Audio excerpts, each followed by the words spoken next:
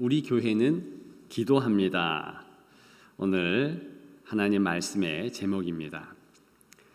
실제로 우리 교회는 기도합니다라는 책이 있습니다.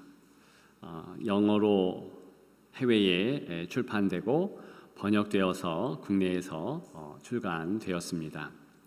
원 제목을 직역하면 기도하는 교회, 낙심케 하는 세상에서의 소망 공동체이다. 그런 제목을 가지고 있습니다. 기도하는 교회가 소망 공동체여서 낙심, 절망, 좌절을 일으키는 세상을 극복해야 한다. 책의 내용을 잘 정돈한 그런 제목이지만 여러분들 들을 때도 그러시고 또 읽은 저도 뭔가 직역한 원문의 제목은요 확 와닿지 않았습니다. 오히려 한국어 의역을 한 우리 교회는 기도합니다. 간단 명료하고 또 역동적인 표현이라 좋았습니다. 그리고 그 책을 읽으며 또 오늘 말씀을 준비하며 또 지금에도 정말 우리 교회는 기도합니다. 이렇게 말하고 확신 있었으면 좋겠습니다. 모든 성도들이 우리 교회를 생각할 때 바로 그때에도 저처럼 기도하는 모습이 떠오르고 그리고 우리 교회를 다른 사람들에게 소개할 때도 우리 교회는 기도하는 교회야 라고 말했으면 얼마나 좋을까 그런 생각을 합니다. 모여서 기도하는 교회만큼 하나님 앞에서 더 매력적이고 아름다운 교회는 없습니다. 모여서 기도하는 교회만큼 세상 앞에서 더욱 강력하고 영향력 있는 그런 교회는 또 없는 것입니다. 모여서 함께 기도하는 교회만큼 성도들 앞에서 성도들 간에 더 풍성하고 기쁨이 넘치는 그런 교회는 정말 없다는 것입니다. 오늘 본문을 보십시오. 그 사실을 바로 확인할 수 있습니다. 하반절이지요. 그때의 사람들이 비로소 여호와의 이름을 불렀더라. 성경에서 처음으로 하나님의 사람들, 성도들의 모습을 집단적으로 기록한 귀한 본문의 말씀입니다. 그런데 성도들의 모습이 어떤 모습으로 지금 기록되어 있습니까? 기도하는 모습이죠. 여호와의 이름을 불렀다. 지금식으로는 주여 주여 이러면서 기도하는 모습이라는 것입니다. 이것이 성도의 첫 모습이었습니다. 여러분들은 성도 그러면 어떤 모습이 떠오르십니까? 저에게 있어서는 저희 어머니가 이렇게 성경을 읽는 그런 모습, 또 어떤 분은 찬양팀이 찬양하는 모습이 떠오를 수도 있고 또 인자하게 밥을 떠주는 그런 식탁 봉사자의 모습이 떠오를 수도 있겠습니다. 적어도 오늘 본문에서는 그리고 하나님 아버지 앞에서는 가장 강력한 성도의 모습이 이렇게 기도하는 모습이라는 것입니다.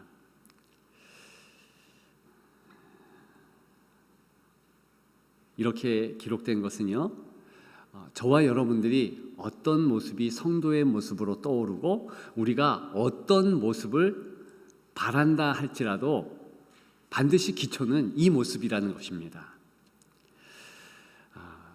저는 오늘 이 기도하는 모습을 살피며 참으로 우리가 이렇게 되기를 소망합니다. 그런 기도 같이 드렸으면 좋겠습니다. 오늘 본문을 통하여서 분명한 몇 가지의 교훈이 있습니다. 그 첫째는요, 기도하는 성도가 값이라는 것입니다. 오늘 본문이 포함되어 있는 창세기 4장은 강자와 약자의 모습이 부각됩니다. 실은 강자의 모습이 많이 나오고 있습니다. 먼저 가인이라는 강자가 나오지요. 물리적인 힘을 가지고 있습니다. 자기 동생을 제압하고 살인을 저지릅니다.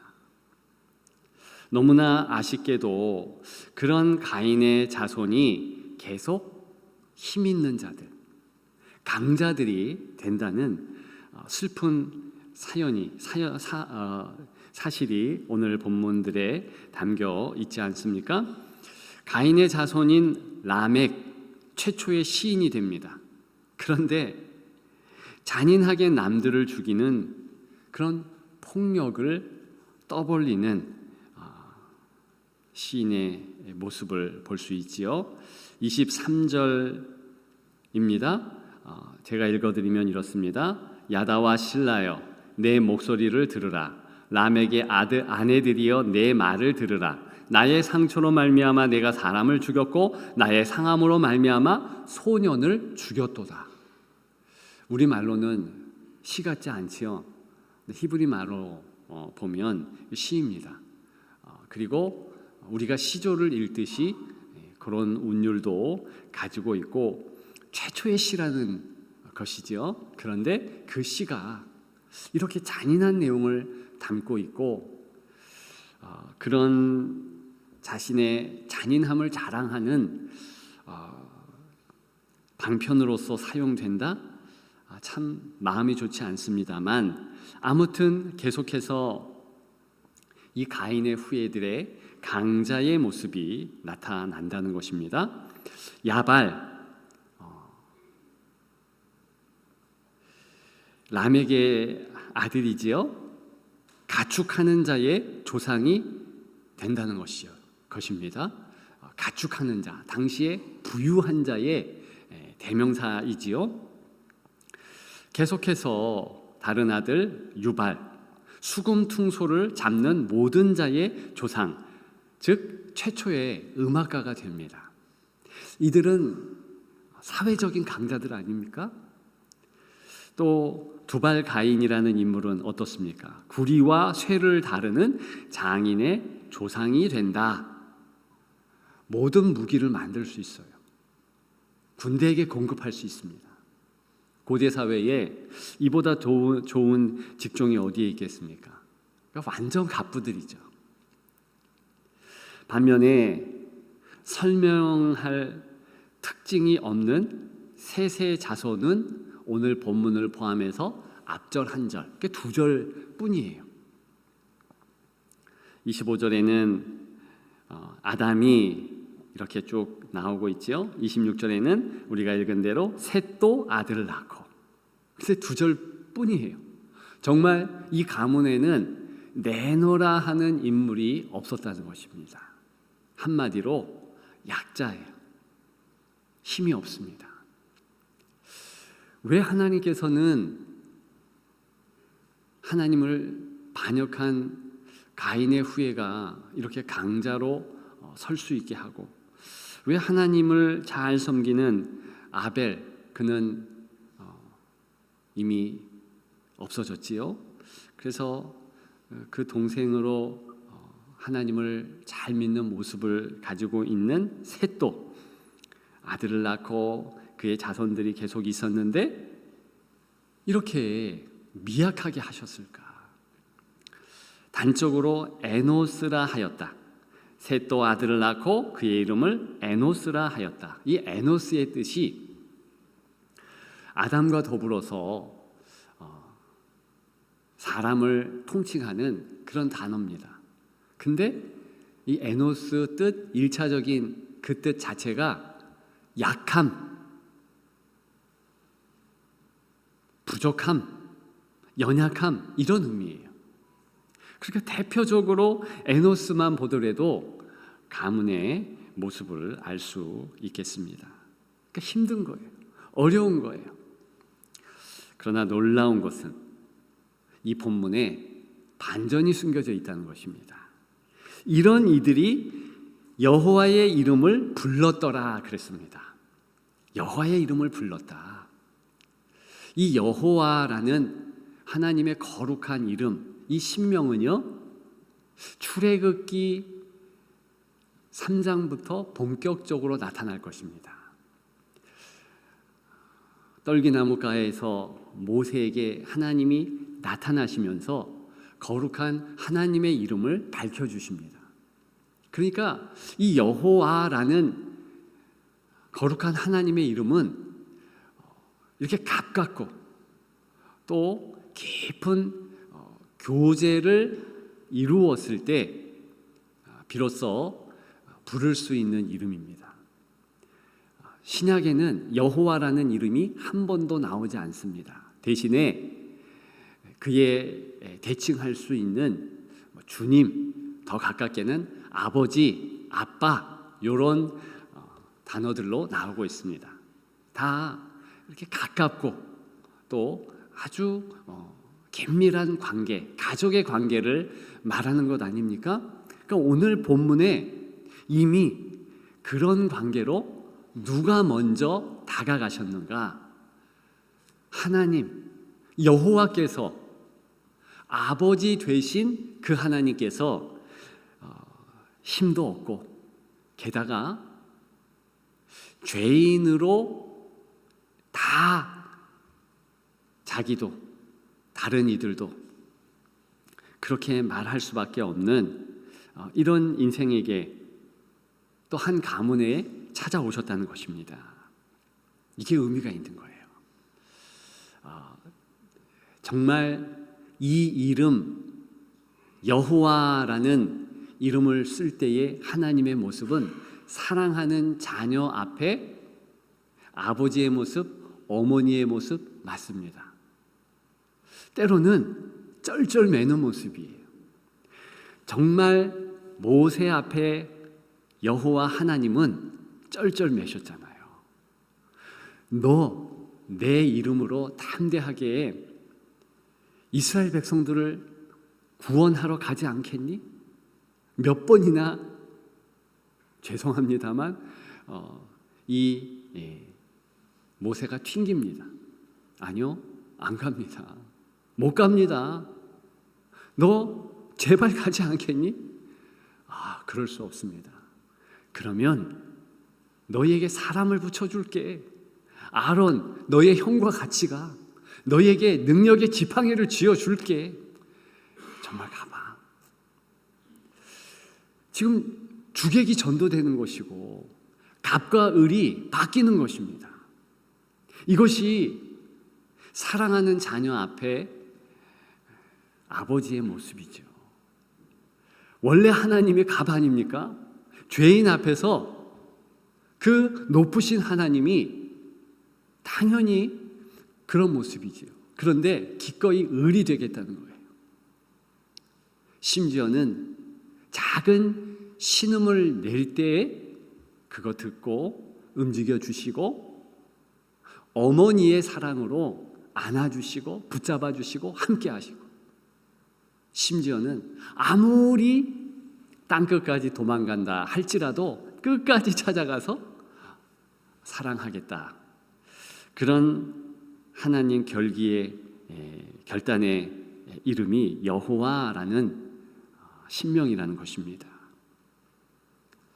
그러니까 오늘 이 본문 말씀만 봐도 기도하는 성도의 그 특권을 알 수 있는 것이고 기도할 바로 그때에 성도는 강자가 된다는 것입니다.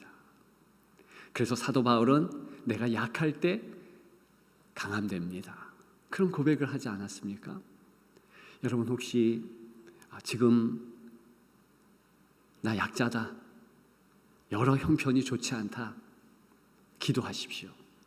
기도하는 즉시로 강자가 되는 것입니다. 내 능력이 아니라 하나님의 능력으로 그렇게 되는 것입니다. 두 번째로 오늘 본문은 모여 기도하라는 교훈을 우리가 갖게 합니다. 여기 지금 여호와의 이름을 불렀더라. 이 단수가 아닙니다. 사람들이에요. 그런데 한 어구에 주목해야 되는데 비로소 여호와의 이름을 사람들이 불렀더라 그럽니다. 비로소. 이게 영어로는 더 이해하기 쉽습니다. At that time. 바로 그때에. 바로 그 순간에. 근데 그 순간은 어떤 순간입니까? 에노스. 약함을 경험하고 고백할 수밖에 없는 그런 순간입니다. 혼자 모입니까? 아니요. 같이 모여서 여호와의 이름을 불렀다. 사실 이 불렀다는 히브리 말 카라라는 단어는요, 기도한다 이런 의미도 있습니다만 또 찬양한다는 뜻이에요. 기도인지 찬양인지 때로는 곡조 있는 기도인 찬양 그 하면서 간절하게 여호와의 이름을 같이 불렀다는 것입니다. 저는 오늘 본문의 말씀을 준비하면서 플래시몹이 생각났습니다. 여러분 그거 아시죠? 영상에서 많이들 보셨는 줄 압니다만 한 사람이 어떤 광장이나 사람들이 왔다 갔다 하는 곳에서 뭐 노래를 하든 뭐 춤을 추든 합니다. 그러면 한두 사람이 같이 붙는 거예요. 전에 성탄절에 본 거는 이렇게 한 사람이 악기를 연주하고 여러 사람들이 같이 오고 그 다음에 뭐 노래도 하고 뭐 그러더라고요. 바로 그게 플래시몹 아닙니까? 다 하고서 또 각자 흩어져요. 바로 그 모습이 오늘 본문을 이해할 수 있는 이미지라는 것입니다. 힘들고 어려울 때 바로 그때에 한 사람이 주여 그러는 거예요. 그러면 335 성도들이 같이 모여서 주여 이름 부르면서 여호와의 이름으로 찬양하고 함께 기도한다. 그런 뜻이 담겨져 있는 것입니다. 오늘 본문을 기점으로 해서 그래서 하나님의 사람들은 이러한 모습을 보이는 여호와의 이름을 부르는 그런 모습으로 통칭하게 됩니다. 요엘서 2장 32절에는 누구든지 여호와의 이름을 부르는 자는 구원을 얻는다. 많이 들으셨죠? 스바냐 3장 9절에는 그때에 내가 여러 백성의 입술을 얻으리니 깨끗하게 하여 그들이 다 여호와의 이름을 부르며 한 가지로 나를 섬기게 하리니. 이방인이들이지만 비록 유대인이 아니지만 온 열방의 사람들이 여호와의 이름을 부르면서 같이 모인다. 우리도 어찌 보면 유대인이 아니니 이방인입니다만 우리 또한 같이 모여서 여호와의 이름을 부르잖아요. 이렇게 모이는 것이 얼마나 중요한지요. 성도의 특징은요, 바로 기도의 자리에 모인다는 데 있습니다. 제가 말씀을 준비하면서 가만히 제 어릴 때부터의 신앙의 이 족적들을 쭉 살펴보니까 시간들을 쭉 보니까요, 제법 제가 기도 모임에 참여했더라고요. 일례로 군대 때조차도 한 사람 두 사람 같이 모이는 기도 그룹들이 있었어요. 거기에서 함께 기도할 때 응답도 많았지만 저에게 있어서는 너무 중요한 삶에 하나님의 인도하심이 그 그룹을 통해서 있었습니다. 그 군인들이 모이는 그 그룹을 통해서 제가 자연스럽게 신학교도 갈 수 있었습니다. 제가 그 이전에는 우리 교단인 그 통합 측이 아니었어요. 다른 교단이었습니다. 저는 신앙의 배경이 저희 어머니는 성결교고 또 여러 교단들을 다녔기 때문에 그런데 통합측은 없었어요.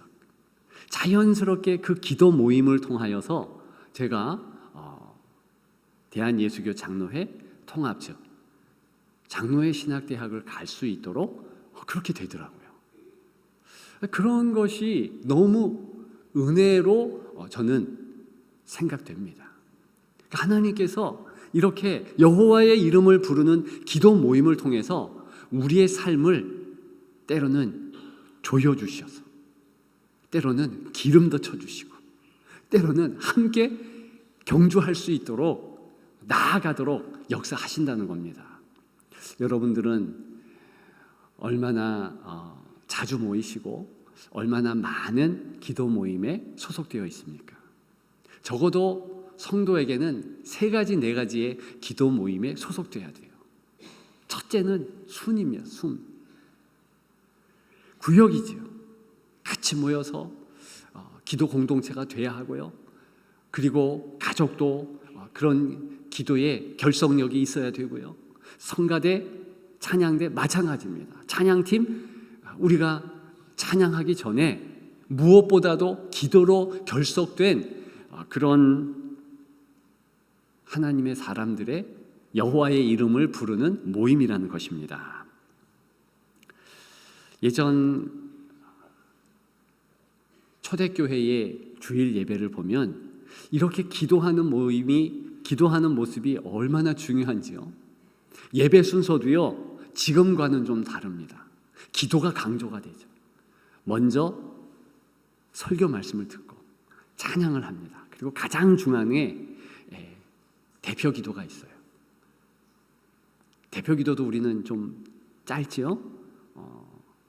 더 짧아서 2분에 끝나라, 3분에 끝나라 그런 주문을 합니다만, 현대 교회는 또 그것도 타당한 점이 없지 않습니다만, 초대교회에는 그거 끝나면 또 같이 통성기도하는 시간이 있습니다. 뜨겁게 구체적으로 서로의 기도 제목을 놓고 그렇게 기도합니다. 기도가 끝나면 이제 축복의 시간이 있고, 그리고서 애찬식이나 성찬식으로 넘어가게 됩니다. 이것이 일반적인 초대교회의 예배 순서였어요. 현대교회여서 순서도 달라지고 강조점도 좀 달라졌지만, 우리가 잊지 말아야 될 것은 여전히 기도는 예배에 중요하다는 것입니다. 그렇기 때문에 짧은 기도의 시간이지만 집중해야 되는 거예요. 대표 기도할 때 그때 나도 동의합니다. 아멘, 아멘. 모든 문장마다 입술로 고백하시든 마음으로 고백하시든 그렇게 하면서 집중해야 되는 거예요.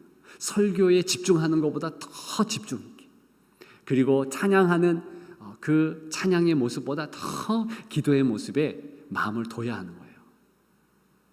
그래야 하나님의 영적 교제가 온전해지는 겁니다.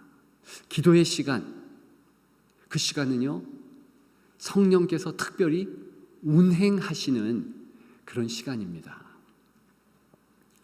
유명한 2세기의 교부가 있지요. 키릴루스라는 분인데요. 이분이 신공론을 쓴 어거스틴의 직계 스승입니다. 근데 이분이요, 오늘 본문을 주석하면서 이렇게 부르짖는 모습을 보니 성령 충만했다, 이렇게 주석했다는 겁니다. 그러니까 성령께서 역사하셨다는 거예요. 이미 구약에서도 이 성령 충만의 모습이 종종 보이는데 바로 오늘 본문이라는 겁니다. 그러니까 성령께서 중심을 이루니까 한 사람이 죄야 그렇게 했는데, at that time, 바로 그때 다른 사람들도 같이 모여서 기도하고, 10사람이 될까요? 20사람이 될까요? 100사람이 될까요? 어쨌든 모일 수 있는 대로 최대한 모이면서 그 중심에, 그 심장부에는 성령께서 운행하시면서 각 사람의 마음들을 붙잡아 주시고 인도해 주셨다.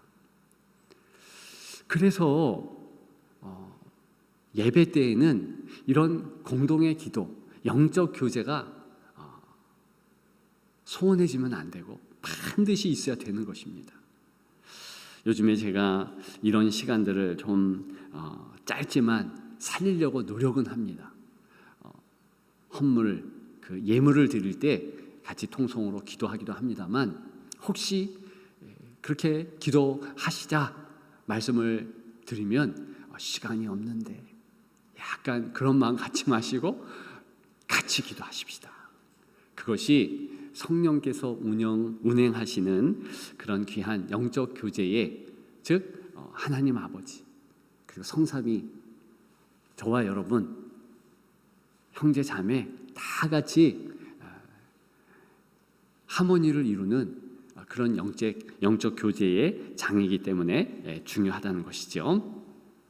마지막 세 번째, 이 교회는 기도가 강점이라는 것입니다. 이게 결론과 같은 내용 아닙니까? 강점 파인더라는 책이 있습니다.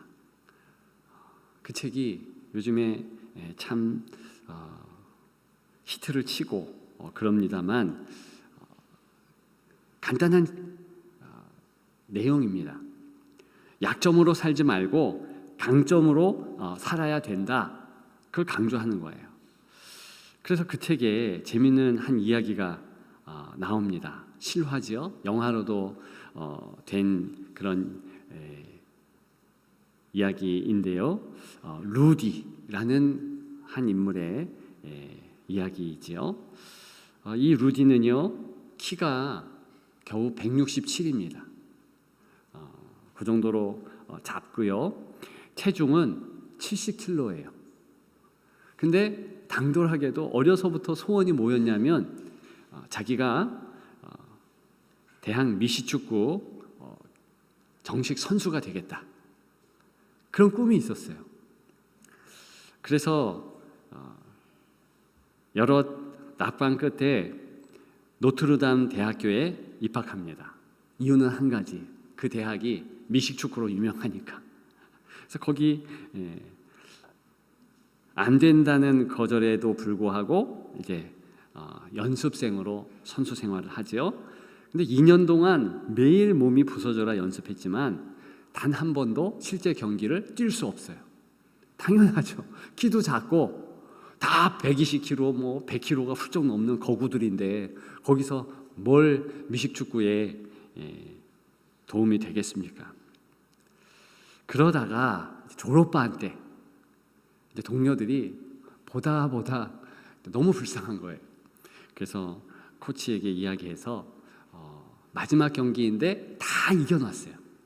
그래서 뭐 어떻게 하든 상관없는 바로 그때에 이 루디가 경기장에 들어가게 됩니다.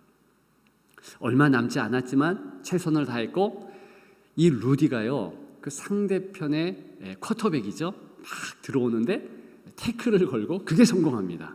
그러면서 이제 뭐 다 이긴 건데 이기긴 이겼지만 더 크게 이길 수 있도록, 그리고 확실하게 기분 좋게 이길 수 있도록 만듭니다. 그래서 이략 영웅이 되는 것이죠. 그래서 백악관에도 훗날 초청 받아서 빌 클린턴 대통령과 여러 사람과 사진도 찍고 박수도 받고 그렇게 됩니다. 그리고 끝까지 마음을 접지 않고 그렇게 도전을 했다, 그 감동 이야기로 영화까지 만들게 된 것이죠. 그런데 제가 소개한 그 책에서는 그렇게 하면 안 된다는 거예요. 왜냐하면 설문을 조사해 봤더니 세계에 1000만여 명의 사람들을 대상으로 설문조사하고 또 여러 자료들을 보았더니 약 700만 명이 강점을 발휘하지 못하고 살았더라. 그러니까 실제로 이 루디는 그렇게 미식축구를 하면 안 되고 자기가 잘하는 거, 똑똑하니까 대학에 갈 수 있었잖아요. 그러면 그 부분을 개발하는 것이 더 낫고, 그래서 진짜 강점이 무엇인지 이거부터 점검하는 삶이 돼야 된다. 그래서 아주 중요한 또 한 가지로 잊지 말아야 될 인생, 강점으로 다 약점을 커버할 수 있는 것이지, 약점 커버하다가 강점까지 잃어버리는 그런 인생이 된다, 뭐 이런 교훈의 책입니다. 저는 분명히 사람에게도 시사점이 있지만 우리 공동체, 특히 교회 공동체에 꼭 생각해야 할 내용이라고 확신합니다. 여러분 어때요? 교회는요, 강점이 있어요. 강점 중에 강점, 바로 이렇게 여호와를 처음부터 부르는 공동체, 그런 사람들의 모임이에요. 그리고 얼마나 교회는 기도를 강조하는지요. 이런 구약의 내용 말고 신약에도 기도할 때 성령이 역사했고, 그러면서 실제적인 교회가 시작됩니다. 다 기도할 때 역사가 일어나는 거예요. 그런데 우리는 교회 생활을 할 때 어떤 모임, 또 어떤 봉사, 기도를 빼먹을 때가 종종 있게 됩니다. 오늘은 점심이 없습니다만 점심 섬길 때도 바쁘니까 그냥 형식적으로 기도 간단히 하든 아니면 아예 못하든 그렇게 달라들어서 봉사한다는 것이지요. 교회 학교에 교사 선교사로 섬길 때도 먼저 위에서 기도해주고 그렇게 해야 되는데 이게 안 될 때가 많더라는 것이지요. 저는 찬양팀에 참 감사하는데, 이 찬양팀들은 찬양하는데 분주할 것인데 꼭 기도를 하더라고요. 물론 그게 형식적이 될 때도 있지만 상징적으로 우리는 기도한다, 그 모습을 보여줘서 참 감사합니다. 이제 더 진짜 기도하는, 진짜 모여서 무엇보다도 기도가 중요하다, 이것을 몸으로 보여주는 그런 찬양팀이 더욱 되었으면, 또 모든 성도의 모임이 더욱 되었으면 좋겠습니다. 이유가 있어요. 교회만큼 확실하게 할 일, 안 해도 될 일 구분된 곳이 없습니다. 사실 성도는요, 기도만 해도 됩니다. 제가 이렇게 얘기해서 다른 모든 섬김의 봉사의 내용, 사랑의 행동, 이것을 무시하는 것도 아니고 하지 말자는 것도 아닙니다. 본질적인 것을 한번 깨닫자는 거죠. 그러니까 기도 먼저 하고 그 다음에는요, 하나님이 하신다는 거예요. 그러니까 하나님의 일이 따로 구분되어 있습니다. 하나님께서 능력 주시고 하나님께서 여러 환경도 주셔서 감당할 수 있도록 하는 거죠. 그러니까 첫 단추가 그것을 꿰고 알고 시작하는 것과 전혀 모르면서 그냥 달려드는 것은 너무나 다르다는 것입니다. 여러분 기도하십시다. 하반기에 얼마나 개인적으로도 분주하십니까? 교회도 할 일이 많아요. 그런데 그런 일들 때문에 몸이 바쁘고 마음이 분주하면 안 됩니다. 먼저 잡아매야 되는 거예요. 기도의 자리로 나아가서 기도해야 되는 거예요. 일전에 한 책을 여러분들에게 소개했죠. 바빠서 기도합니다. 빌 하이벨스라는 목사님의 책인데, 근데 그분은요 이미 종교 개혁자들 그리고 그 이전의 성도들의 모습을 마음에 새겼고 그 모습대로 고백한 것뿐입니다. 많은 칼빈이나 루터 같은 사람은 이미 바쁘니까 기도한다, 내가 2시간, 3시간 기도해야 하나님이 일하신다, 그런 마음들을 먹었고 그렇게 실천해서 성공했습니다. 저와 여러분들이 바로 이렇게 기도할 때 하나님께서 더 큰 힘 주시고 능력 주시고 승리케 하시는 줄 믿습니다. 이제 말씀을 마치려고 합니다. 저와 여러분들이 우리 교회는 기도합니다, 이런 고백이 있기를 소망합니다. 우리 교회는 가정에서도 기도하는 성도들을 가득합니다. 또 순모임 때마다 기도합니다. 어떤 모임이 되었든 먼저 기도합니다. 이런 고백이 있는 교회. 그래서 하나님의 역사를 기도를 통해서 볼 수 있고, 기도를 통해서 느낄 수 있고 경험할 수 있는 그런 귀한 교회가 더욱 되기를 주님의 이름으로 축복합니다.